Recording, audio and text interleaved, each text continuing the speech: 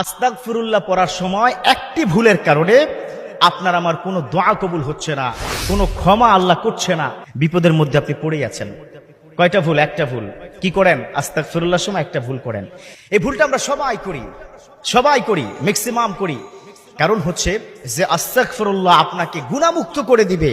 যে আস্তাগফিরুল্লাহ আল্লাহ শুনতে দেরি, আল্লাহ ক্ষমা করতে দেরি হয় না। সে আস্তাগফিরুল্লাহ শুনলে আল্লাহ রাগ করেন। কি ভয়ঙ্কর কথা বলেন তো। অতএব আমরা এই আস্তাগফিরুল্লাহর সময় এই ভুলটা আর করতে চাই না। বিশ্বনবী তিনি কি বলেছেন? যদি কোনো বান্দা, যদি কোনো উম্মত, সে যদি আল্লাহর কাছে চোখের পানি ছেড়ে দেয়, কি দেয়? চোখের পানি ছেড়ে দেয়। আজকাল তো চোখের পানি আমাদের হায়ার করেও কি পাওয়া যায় না, তাই না? চোখের মধ্যে আজকাল আমরা স্প্রে করেও কিন্তু পানি আনতে পারি না। অনেকে বলে হুজুর দোয়া করে ঠিকই, চোখে তো পানি আসে না, মনটা তো নরম হয় না। হবে কি করে? এই কনক্রিটের দুনিয়া, এই পাথরময় দুনিয়া, দিলটাও কিন্তু পাথর হয়ে গেছে, ঠিক কিনা? আমরা যখন ইবাদত করি, ইবাদতের মধ্যে মন নাই। আমরা যখন তওবা করি, যখন দোয়া পড়ি, তখন দোয়ার মধ্যে মন থাকে না।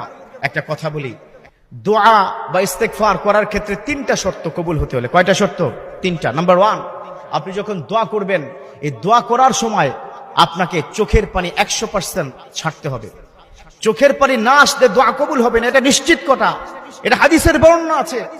2 নম্বর, আপনি যখন দোয়া করবেন মুখলিসিনা লাহুদ্দিন, আল্লাহ পাক তিনি কি বলে দিয়েছেন, যার মধ্যে ইখলাস আছে, যার মধ্যে খুলুসিয়ত আছে, যার মধ্যে আন্তরিকতা আছে, তাকে আমার বড্ড পছন্দ।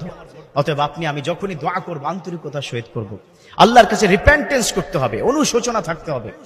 অনুশোচনা, আন্তরিকতা যদি আপনার মধ্যে থাকে, তাহলে আপনার দোয়া কবুল হবে, তাছাড়া দোয়া কবুল হবে না।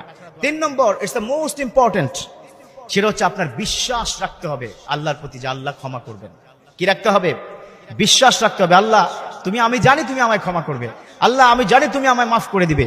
এই 3টি বিষয় যদি একসাথে সংমিশ্রণ করতে পারেন, সমন্বয় করতে পারেন, দেন আপনি বুঝতে পারবেন যে আপনার দোয়া কবুল হবে ইনশাআল্লাহ। এবার আসুন, আস্তাগফিরুল্লাহর সময় আপনি কি পড়েন? খুব মনোযোগ দিয়ে শুনবেন।